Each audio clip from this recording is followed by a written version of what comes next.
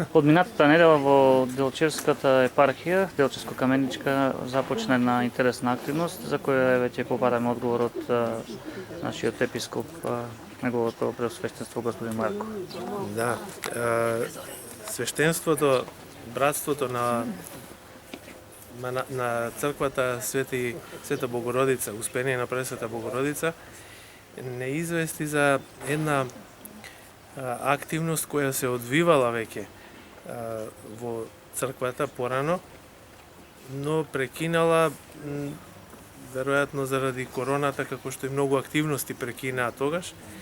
И сега иницијатори всушност беа братството на црквата, свештениците, и за нас представува голема радост што таква една иницијатива се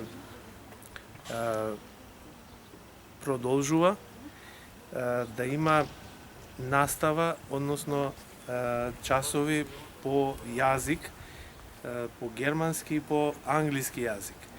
Во скора иднина планираме да направиме уште една иницијатива и да направиме детски хор кој што ќе ја учи литургијата и ќе одговара на литургијата.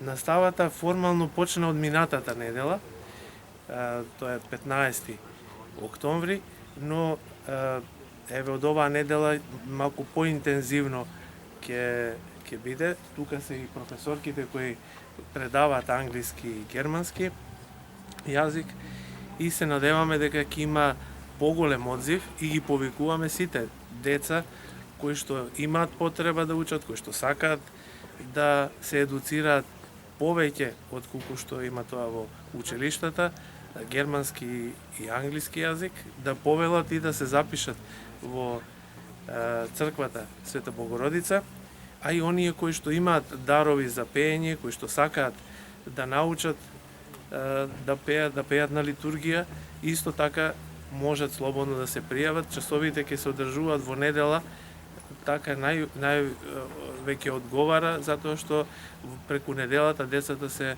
ангажирани во училиштата, а во неделите се послободни и часовите ќе бидат од 11, 12, 1 сат, да повелат сите кои што сакаат да се запишат. Еве, мене ми представува голема радост што се обновува една ваква иницијатива и со радост ја благословивме оваа иницијатива.